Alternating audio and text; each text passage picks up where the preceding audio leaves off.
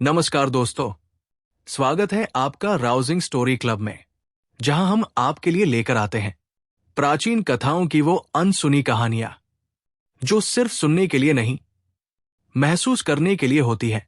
आज की इस अद्भुत यात्रा में हम आपको ले चलेंगे महाभारत के उस अध्याय की ओर जहां एक प्रतिज्ञा ने इतिहास की दिशा बदल दी। एक पिता का दुख, एक पुत्र का त्याग और एक ऐसा वरदान जो किसी मनुष्य को कभी नहीं मिला। अगर आपको हमारी कहानियां पसंद आती हों तो कृपया वीडियो को लाइक करें, अपने दोस्तों के साथ शेयर करें और ऐसे ही प्रेरणादायक कंटेंट के लिए हमारे चैनल को सब्सक्राइब ही जरूर करें। अब बिना देर किए चलिए शुरू करते हैं भीष्म इच्छा मृत्यु की अमर गाथा। समय बहुत प्राचीन था, जब धरती पर राजाओं का तेज अलग ही चमकता था और ऋषियों के तप से जंगलों की हवा तक पवित्र हो जाती थी। हस्तिनापुर का शासन राजा शांतनु के हाथों में था। एक ऐसे राजा जो अपनी शांति, नीति और न्याय के लिए प्रसिद्ध थे, पर भीतर ही भीतर उनके मन में एक ऐसी खाली जगह थी जिसे कोई नहीं भर पा रहा था। एक दिन वो अकेले ही गंगा के किनारे टहलने गए। सूरज ढल रहा था, आकाश में हल्की सी सुनहरी रोशनी थी और हवा में एक अजीब सी शांति फैल रही थी। गंगा का पानी उस शाम कुछ अलग ही चमक रहा था, जैसे उसमें चांदी घुली हो। लहरें धीरे धीरे किनारे से टकरा रही थी। पक्षियों की आवाजें दूर कहीं धीमी होती जा रही थी। शांतनु ने गहरी सांस ली और अपनी तन्हाई को छुपाते हुए आगे बढ़ने लगे। लेकिन तभी उन्हें एक अद्भुत सुगंध महसूस हुई, ऐसी सुगंध जो उन्होंने जीवन में पहली बार महसूस की थी। उन्होंने मुड़कर देखा। दूर से एक स्त्री उनकी ओर आ रही थी। उसकी चाल धीमी थी, पर उसमें एक अनोखी गरिमा थी, जैसे हवा खुद उसके कदमों के साथ बह रही हो, जैसे धरती उसके स्पर्श से पवित्र हो रही हो। वो स्त्री थी गंगा। उसका चेहरा शांत था, आंखों में गहराई थी और उसके चारों ओर एक हल्का सा दिव्य प्रकाश नजर आ रहा था।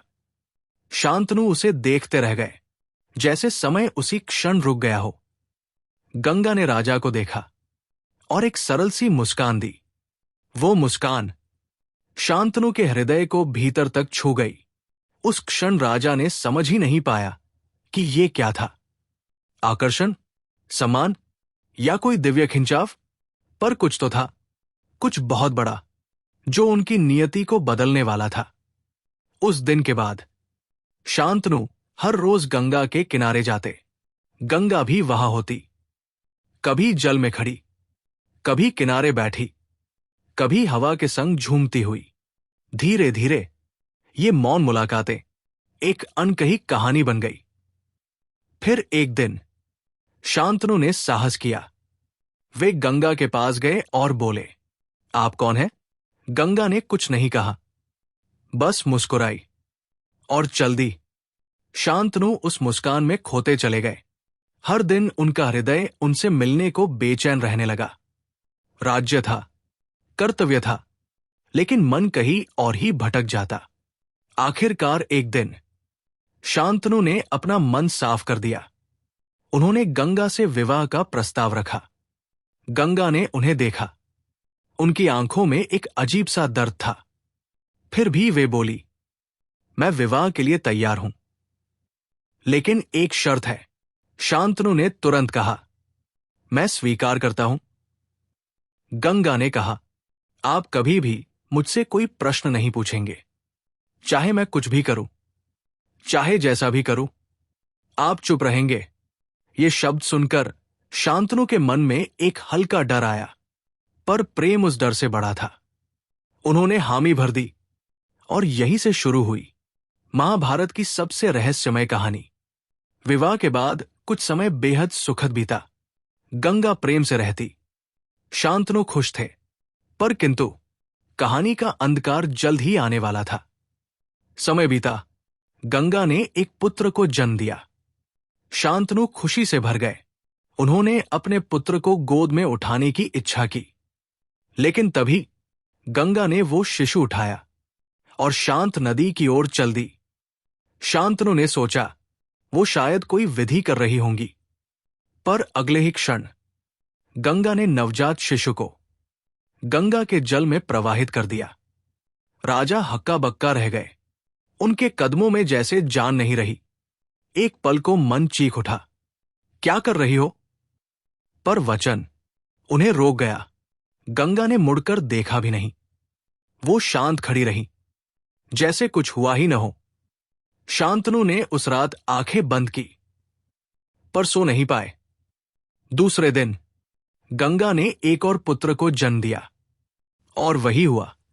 तीसरे दिन, चौथे दिन, हर बार गंगा अपने पुत्र को नदी में बहा देती। राजा के भीतर का दर्द हर बार बढ़ता गया, पर वे कुछ बोल नहीं पाते। जब सातवां शिशु बहा दिया गया, शांतनु का हृदय टूट चुका था, लेकिन वचन बांधता रहा। और फिर आया वो क्षण जिसने इतिहास बदल दिया।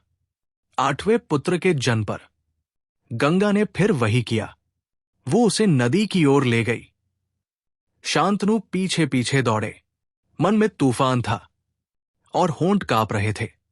जब गंगा ने शिशु को उठाया और पानी की ओर बढ़ी, यही वो क्षण था जब शांतनु का धैर्य छलक गया। उन्होंने जोर से कहा, रुको, बस। वचन टूट चुका था। गंगा ने पीछे मुड़कर देखा। उनकी आंखों में प्रेम भी था, दुख भी था, और एक अजीब सा रहस्य भी। वे मुस्कुराई और बोली, राजन, आपने आज वचन तोड़ा है, इसलिए ये बालक अब आपके पास रहेगा। ये 8वां बालक आगे चलकर देवव्रत कहलाएगा, और फिर पूरी दुनिया उन्हें जानेगी, भीष्म के नाम से। शांतनु ने बच्चे को अपनी बाहों में लिया। पहली बार वो पिता बनने का सुख महसूस कर रहे थे, लेकिन उनके मन में एक सवाल बार बार उठता, गंगा ने मेरे पहले 7 पुत्रों को क्यों बहाया? वे पूछ नहीं पाए थे।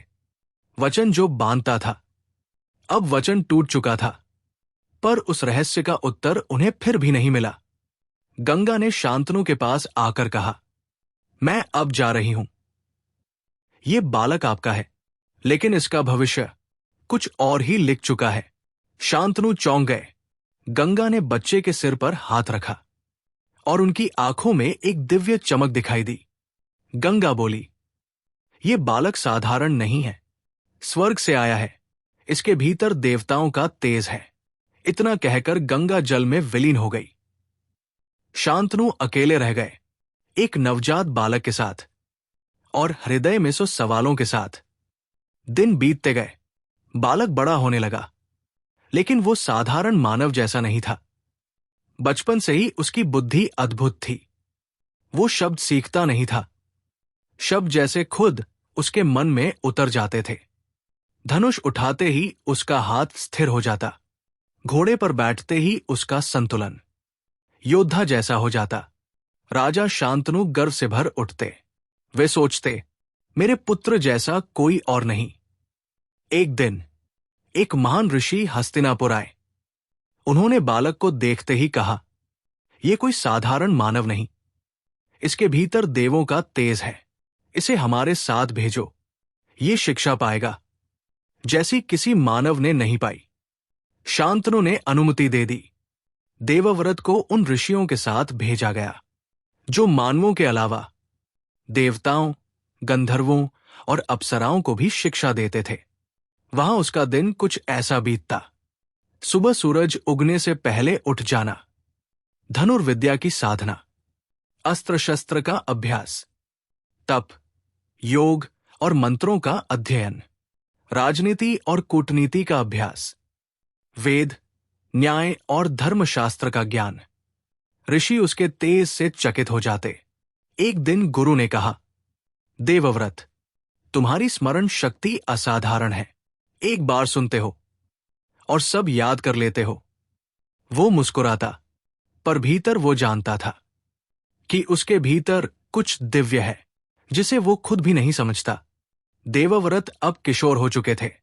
एक दिन वन में कुछ दानव ऋषियों पर हमला कर बैठे। गुरु, ऋषि और विद्यार्थी भयभीत थे, पर देवव्रत आगे बढ़े। उन्होंने कहा, गुरुदेव, पीछे रहें। हाथ में धनुष लिया, तीर चढ़ाया और अग्नि की तरह दानवों की ओर बढ़ गए। तीरों की आवाज से वन गूंज उठा। कुछ ही क्षणों में दानव परास्त हो गए। ऋषियों ने आश्चर्य से उससे पूछा, तुम कौन हो? देवव्रत शांत स्वर में बोले, मैं राजा शांतनु का पुत्र हूं। एक ऋषि ने कहा, नहीं वत्स, तुम केवल राजा के पुत्र नहीं, तुम्हारे भीतर एक अद्वितीय नियति छिपी है। यहीं से उसके भीतर वीरता की ज्वाला और तेज जल उठे। सालों बाद देवव्रत वापस हस्तिनापुर आए। अब वो युवा थे, लंबा कद, तेजस्वी चेहरा, शौर्य और विनम्रता का अद्भुत मिश्रण। राजा शांतनु अपने पुत्र को देखकर भावुक हो उठे। उन्होंने कहा, आज मैं निश्चिंत हूं। हस्तिनापुर का भविष्य सुरक्षित है। देवव्रत सबके प्रिय बन गए। जनता उन्हें देखकर खुश होती। नागरिक कहते, ये हमारा अगला राजा होगा। पर नियति की एक और करवट बाकी थी। एक ऐसी करवट जिसने देवव्रत को इतिहास के सबसे महान पात्रों में बदल दिया। सब कुछ सही चल रहा था। देवव्रत को हस्तिनापुर का उत्तराधिकारी माना जा रहा था। पर एक दिन देवव्रत ने देखा, शांतनु खुश नहीं है। चीरा हुआ चेहरा, कमजोरी, मौन। देवव्रत ने पूछा, पिता, क्या हुआ? शांतनु ने कुछ न कहा, पर उनके चेहरे पर एक छुपा हुआ दर्द साफ दिखता था। यही वो दर्द था जो आगे चलकर इतिहास की सबसे महान प्रतिज्ञा और सबसे बड़ा त्याग जन्म देने वाला था। देवव्रत ने कई बार देखा, पिता कुछ सोच में डूब जाते, भोजन कम कर दिया था, राजसभा में कम बोलते और रात को महल के भीतर अकेले टहलते रहते। देवव्रत को लगा, ये साधारण चिंता नहीं है। एक दिन उन्होंने पिता से पूछा, पिता, क्या कोई समस्या है? शांतनु ने मुस्कुराने की कोशिश की, लेकिन उनकी आंखें सब सच बता रही थी। उन्होंने उत्तर नहीं दिया। उसी दौरान एक दिन शांतनु शिकार पर निकले। वन के भीतर से एक मनमोहक सुगंध बह रही थी, जैसे फूलों और जल की खुशबू एक साथ मिल गई हो। नदी के किनारे एक युवा स्त्री बैठी थी। सरल वस्त्र, मृदु आंखें और एक ऐसी पवित्रता जिसने शांतनु के हृदय को छू लिया। ये थी सत्यवती। शांतनु उनकी सुगंध से ही आकर्षित हुए थे। वो सुगंध उनके मन में किसी खोए हुए सुख की याद जगा रही थी। उन्होंने सत्यवती से बात की। वो सादगी से उत्तर देती। उनके स्वर में संगीत था, चाल में विनम्रता। समय जैसे ठहर गया था। शांतनु के मन में प्रेम का एक नया बीज जन्म ले चुका था। अगले ही दिन शांतनु सत्यवती के पिता से मिलने गए। उन्होंने विवाह प्रस्ताव रखा। मछुआरे ने राजा का सम्मान किया, पर गंभीर स्वर में कहा, राजन, मेरी बेटी का विवाह तभी होगा जब उसका पुत्र राजा बनेगा। यह सुनकर शांतनु का हृदय टूट गया, क्योंकि हस्तिनापुर का उत्तराधिकारी तो पहले से था। देवव्रत, शांतनु भारी मन से वापस लौट आए। उन्होंने कुछ कहा नहीं, पर उनका चेहरा बुझ गया। महल पहुंचे तो देवव्रत ने तुरंत महसूस किया, पिता का चेहरा कुछ बता रहा है। उनके कदम धीमे हो गए थे। आंखों में एक छिपा हुआ शोक था। देवव्रत ने पूछा, पिता, क्या हुआ? शांतनु ने फिर वही मौन धारण कर लिया। उन्होंने कहा, कुछ नहीं वत्स, तुम चिंता न करो। पर पुत्र का हृदय पिता की आंखों को पढ़ चुका था। देवव्रत दृढ़ थे। जिसने मुझे जीवन दिया, उसके दर्द को मैं अनदेखा कैसे कर दूं? देवव्रत अकेले ही मछुआरों के गांव पहुंचे। सत्यवती के पिता नदी के किनारे जाल तैयार कर रहे थे। देवव्रत ने आगे बढ़कर नमस्कार किया। मछुआरे ने कहा, वत्स, तुम यहां? देवव्रत बोले, मेरे पिता आपके घर आए थे। आपने विवाह की शर्त क्यों रखी? मछुआरे ने समझाया, मुझे चिंता अपनी बेटी की नहीं, उसके होने वाले पुत्र की है। मैं चाहता हूं कि वह राजा बने। देवव्रत ने तुरंत कहा, तब मैं त्याग करता हूं।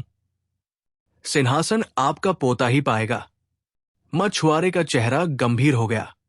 उन्होंने कहा, परंतु देवव्रत, यदि आपके अपने बेटे हुए तो राज्य का अधिकार फिर आपके वंश को होगा, मेरे पोते को नहीं। इन शब्दों ने हवा को स्थिर कर दिया। ये वही क्षण था जहां इतिहास अपनी दिशा बदलने वाला था। देवव्रत कुछ क्षण चुप रहे, आंखें मूंद ली। हृदय में पिता का चेहरा उभर आया, थका हुआ, दुखी, मौन। फिर उन्होंने सांस ली और कहा, तब सुनिए। उनका स्वर गंभीर हो गया। वन, नदी, हवा, सब जैसे सुनने को ठहर गए। आज मैं प्रतिज्ञा करता हूं, मैं जीवन भर ब्रह्मचारी रहूंगा। कभी विवाह नहीं करूंगा, कभी संतान नहीं पैदा करूंगा। मेरी संतति कभी नहीं होगी। हस्तिनापुर का सिंहासन सत्यवती के पुत्र का होगा। उनकी आवाज में दृढ़ता ऐसी थी कि नदी की लहरें भी थम सी गई, पेड़ों की पत्तियां स्थिर हो गई। कहते हैं, उस प्रतिज्ञा की गूंज से देवलोक तक कांप उठा। मछुआरे के हाथ कांप गए, सत्यवती की आंखें नम हो गई। देवव्रत के शब्दों में त्याग का ऐसा भार था जो मानव इतिहास ने कभी नहीं देखा। स्वर्ग से फूलों की वर्षा हुई, आकाश में देवताओं का स्वर उठा। भीष्म, ये प्रतिज्ञा बहुत भीषण है। और उसी क्षण देवव्रत बने। भीष्म, देवव्रत सत्यवती को लेकर हस्तिनापुर पहुंचे। शांतनु ने देखा, सत्यवती उनके साथ आ रही है और देवव्रत उनके पीछे खड़े, शांत और विनम्र।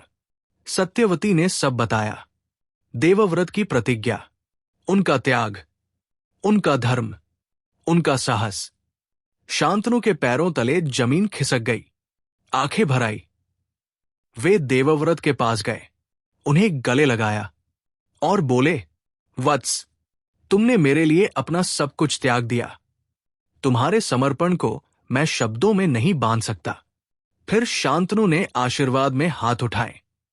उनके स्वर में पितृप्रेम और दिव्यता दोनों मिल चुके थे।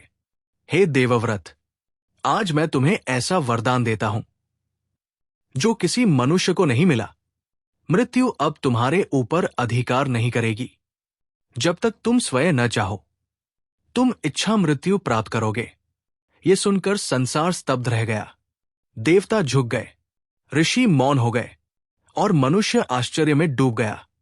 भीष्म के त्याग ने अमरता का वरदान अर्जित कर लिया था। ये केवल ब्रह्मचर्य नहीं था, ये केवल त्याग नहीं था, ये स्वयं को खत्म कर देना था। अपनी इच्छाएं, अपने सपने, अपना भविष्य, सबका बलिदान, सिर्फ पिता के सुख के लिए, सिर्फ राज्य की स्थिरता के लिए। इस क्षण से ही भीष्म मनुष्य की सीमा से ऊपर उठ गए। भीष्म की प्रतिज्ञा के बाद हस्तिनापुर में उत्सव जैसा माहौल था। राजा शांतनु प्रसन्न थे, जनता खुश थी और सत्यवती अपने भविष्य को लेकर निश्चिंत। पर एकमात्र मन जो बिल्कुल शांत नहीं था, वो था भीष्म का। उन्होंने अपने जीवन से सुख छीन लिया था, भविष्य को मिटा दिया था और अकेलेपन को अपना साथी बना लिया था। समय बीतता गया, शांतनु वृद्ध हुए और अंततः एक दिन उन्होंने देह त्याग दी। राज्य की जिम्मेदारी अब सत्यवती के पुत्रों पर थी, चित्रांगद और विचित्रवीर्य, परंतु दोनों ही उम्र में छोटे थे। ऐसे समय में हस्तिनापुर को जिस व्यक्ति की जरूरत थी वो थे भीष्म। भीष्म ने सिंहासन पर नहीं बैठे, पर सिंहासन को स्थिर रखा। वे राज्य के संरक्षक बने, जनता के मार्गदर्शक बने, राजधानी की ढाल बने। जब भी शत्रु सीमा पर आते, भीष्म अकेले ही सेना का नेतृत्व करते। उनका नाम सुनकर ही विरोधी राज्यों की नींद उड़ जाती। कई युद्ध हुए और हर युद्ध में भीष्म ने ऐसी वीरता दिखाई कि शत्रु उनकी छाया से भी डरने लगे। राजनीति आसान नहीं होती। सत्यवती के पुत्र बड़े हो रहे थे, पर उनमें वो स्थिरता नहीं थी जो एक राजा में होनी चाहिए। भीष्म उन्हें समझाते, मार्ग दिखाते, धर्म का महत्व बताते, पर मृत्यु ने चित्रांगद को छीन लिया। विचित्र वीर्य कमजोर थे, रोगी हो गए और अल्पायु में चल बसे। हस्तिनापुर का सिंहासन फिर से रिक्त हो गया। जनता बेचैन थी। राजा न होने से राज्य अस्थिर होता जा रहा था। सबकी नजर भीष्म पर थी। सब सोचते, इतने योग्य, इतने शक्तिशाली, इन्हें ही राजा बनना चाहिए। पर भीष्म ने अपनी प्रतिज्ञा याद की। सिंहासन मेरा नहीं, ये कहना जितना आसान था, उस दर्द को सहना उससे कहीं कठिन। भीष्म जानते थे कि बिना उत्तराधिकारी के राज्य बिखर जाएगा। इसलिए उन्होंने सत्यवती के कहने पर एक कठिन निर्णय लिया। उन्होंने व्यास को बुलाया ताकि राज्य के लिए योग्य उत्तराधिकारी जन्म ले। भीष्म हर निर्णय राज्य की रक्षा, राज्य की स्थिरता और हस्तिनापुर के भविष्य को ध्यान में रखते हुए लेते थे। समय ने करवट ली। पांडव और कौरव जन्मे। भीष्म ने दोनों को बच्चों की तरह प्यार दिया। उनके लिए नए गुरुकुल की व्यवस्था की। द्रोणाचार्य को नियुक्त किया। खेल में पांडव उत्कृष्ट थे, कौरव में महत्वाकांक्षा अधिक थी। भीष्म सब देखते, पर कुछ कह नहीं पाते, क्योंकि द्रोणाचार्य गुरु थे और भीष्म राज्य के संरक्षक। भीष्म ने दोनों वंशों को बचाया, संभाला और अनगिनत बार उनके बीच के विवादों को शांत किया।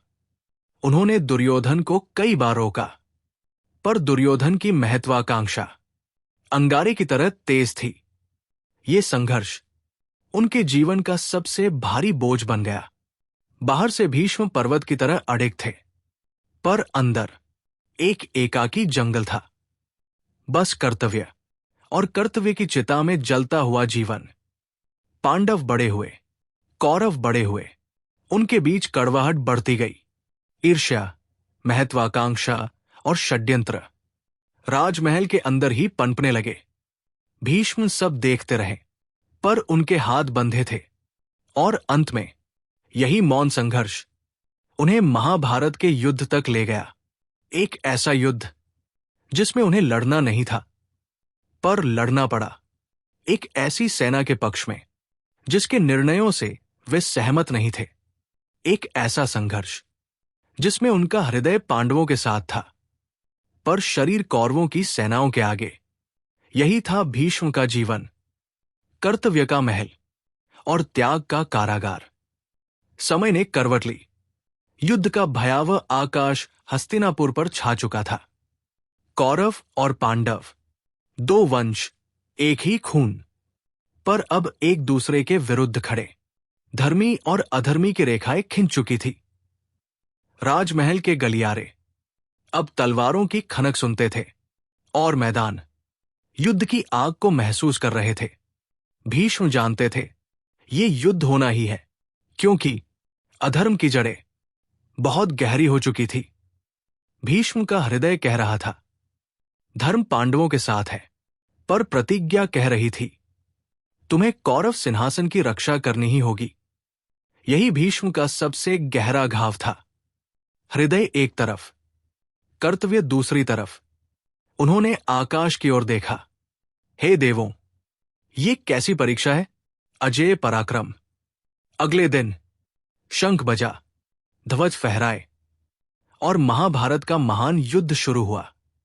भीष्म रथ पर खड़े थे, वृद्ध पर गरुड़ की तरह शक्तिशाली। उनकी आंखों में तेज, उनके हाथों में बिजली की गति। वे गरजे, आओ युद्ध करो। उनके तीर सामने आने वाली हर सेना को भेदते चले गए। कौरव सेना चिल्लाई, पितामह अमर है। पांडव सेना बोली, उन्हें हराना असंभव है। अर्जुन तक भी भीष्म का सामना करने से बचते रहे, क्योंकि ये सिर्फ युद्ध नहीं था, ये गुरु के सामने खड़े होने जैसा था। युद्ध कई दिन चलता रहा। हर दिन भीष्म अकेले हजारों योद्धाओं को रोक देते। पांडवों के शिविर में निराशा फैलने लगी। युधिष्ठिर ने कहा, हम कैसे युद्ध करें? हमारे पितामह, हमारे गुरु हमारे सामने खड़े हैं। उनकी आंखें नम थी, क्योंकि धर्म युद्ध मांग रहा था, पर हृदय रो रहा था। एक रात कृष्ण ने सबको बुलाया।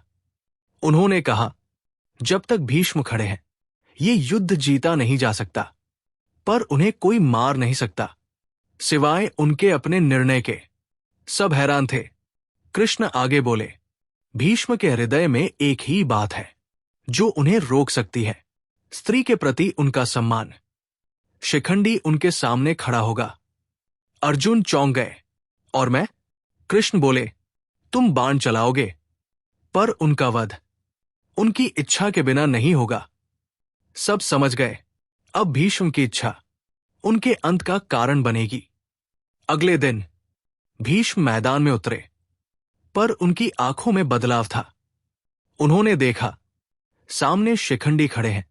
भीष्म जानते थे, शिखंडी पूर्व जन्म में अंबा थी, जिनका जीवन भीष्म की प्रतिज्ञा से विचलित हुआ था। भीष्म ने कहा, मैं किसी स्त्री पर या स्त्री के जन्म वाले पर शस्त्र नहीं उठाऊंगा। उन्होंने धनुष नीचे रख दिया। यही था वो क्षण जब भीष्म ने अपनी मृत्यु के लिए स्वयं मार्ग खोला। अर्जुन ने बाण चढ़ाए। आंखों में वेदना के आंसू थे। भीष्म बोले, अर्जुन, कर्तव्य करो। और तीरों की वर्षा शुरू हुई। तीर एक एक करके भीष्म के शरीर में धंसते गए, पर उनका चेहरा शांत था, जैसे वे अपनी अंतिम यात्रा स्वागत कर रहे हों। भीष्म धरती पर गिरे, पर धरती ने उन्हें छुआ नहीं। उनका पूरा शरीर तीरों पर टिक गया। पीठ नीचे रखी ही नहीं जा सकी। तीरों ने सब रोक दिया था। उनकी देह रक्त से भीग रही थी, पर चेहरे पर एक अनोखी शांति थी। कौरव पांडव दोनों उनके पास आए। कृष्ण भी उनके पास आए। भीष्म ने मुस्कुराकर कहा, यह शरीर अब तीरों पर अच्छा लगता है। कृष्ण बोले, पितामह, आपके त्याग के आगे समय भी झुक गया है। भीष्म ने कहा, मैं अभी नहीं जाऊंगा। सूर्य जब उत्तरायण में आएगा तभी प्राण त्यागूंगा। ये वही वरदान था जो शांतनु ने दिया था। मृत्यु भीष्म की इच्छा के बिना आ नहीं सकती थी। कई दिन, कई रातें भीष्म तीरों की शैया पर लेटे रहे। वीरों को धर्म सिखाया, राजाओं को ज्ञान दिया, युद्ध के परिणाम बताए। और अंत में जब सूर्य उत्तरायण हुआ, उन्होंने आंखें बंद की और प्राण छोड़ दिए। दुनिया रो पड़ी, क्योंकि इतिहास में भीष्म जैसा दूसरा कोई नहीं था।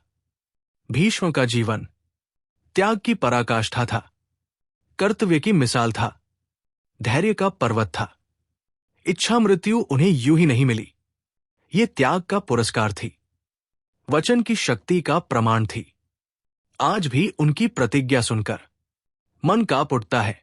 इतना कठोर व्रत कोई साधारण मनुष्य नहीं निभा सकता। कर्तव्य का मार्ग कठिन होता है, पर वही सबसे ऊंचा होता है। बड़ा त्याग बड़ी शक्ति देता है। भीष्म इसका सबसे बड़ा उदाहरण है। वचन सिर्फ शब्द नहीं होता, वचन से जीवन बदल जाता है, कभी कभी इतिहास भी। दोस्तों, ये थी वो अमर कथा जिसमें त्याग था, कर्तव्य था, धैर्य था और एक ऐसा वरदान जिसने पितामह भीष्म को सदैव के लिए अमर बना दिया। इतिहास में कई योद्धा हुए, कई राजा हुए, पर भीष्म जैसे चरित्र दुनिया को शायद दोबारा कभी न मिले। यदि आपको ये कहानी दिल को छू गई हो, कुछ नया सिखा गई हो, या आपके मन में कोई भाव जगा गई हो, तो मित्रों, कृपया इस वीडियो को लाइक करें, शेयर करें और राउजिंग स्टोरी क्लब को सब्सक्राइब करें। आपका एक छोटा सा सहयोग हमें और भी ऐसी गहरी, प्रेरणादायक कहानियां आप तक पहुंचाने की शक्ति देता है। अगली कहानी में फिर मिलेंगे, एक नई सीख, एक नई रोशनी, एक नए अध्याय के साथ। धन्यवाद। नमस्कार।